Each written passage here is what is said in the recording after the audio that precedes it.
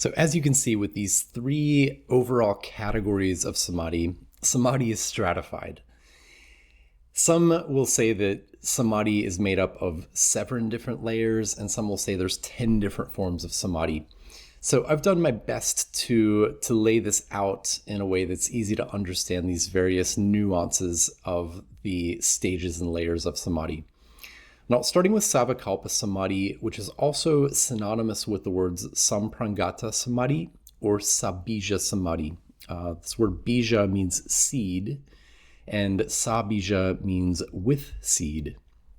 So Savikalpa Samadhi is a state where the concepts of time and space are totally different. Similar to dhyana, where the sense of space and time begins to dissolve, Savikalpa Samadhi is going beyond that. So thoughts do still exist in this level of samadhi, but they don't really affect you as the practitioner. The mind is less aware of its own processes, and it's really more a state where one can become a witness to the thoughts or a witness to the activities of the mind.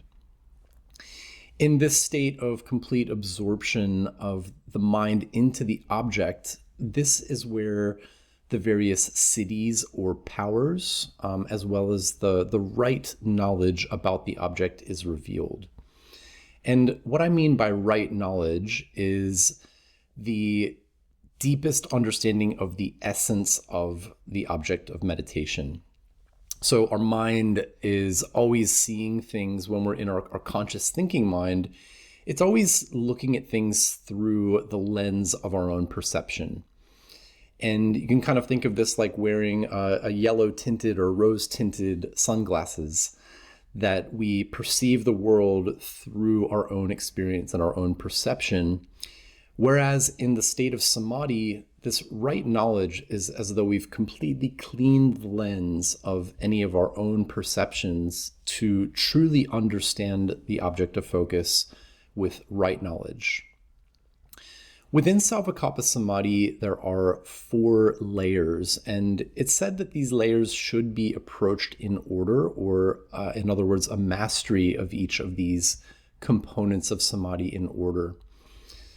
And starting from the first one, Savitarka Samadhi is when we've come into samadhi using a point of focus as a gross physical object.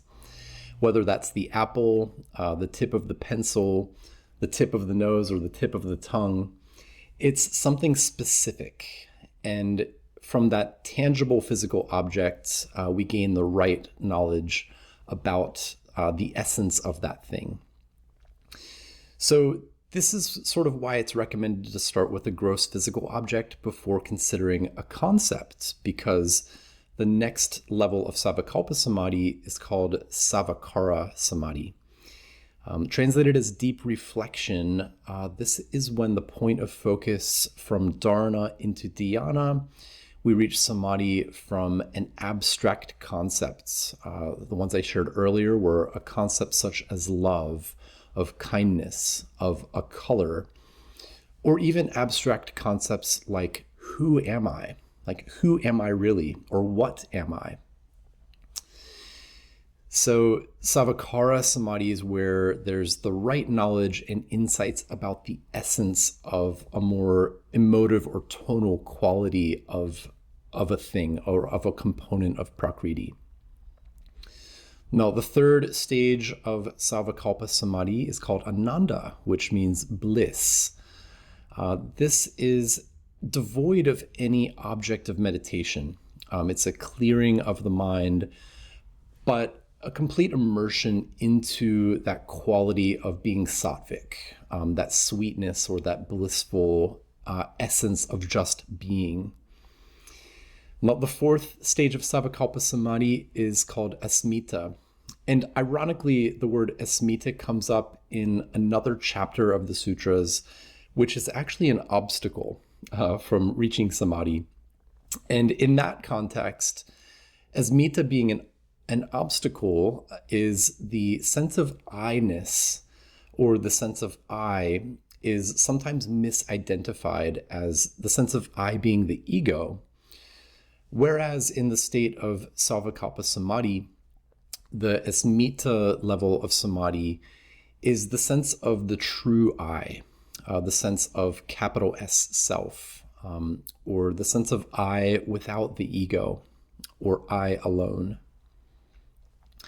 So these 4 stages of Savikalpa Samadhi lead spontaneously into the next level of Nirvikalpa Samadhi.